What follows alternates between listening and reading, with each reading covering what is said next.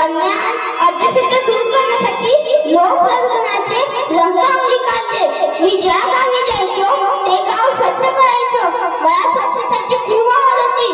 मायबापांनो, पक्षी प्राण्यांना देवासमोर बळी देऊ नका.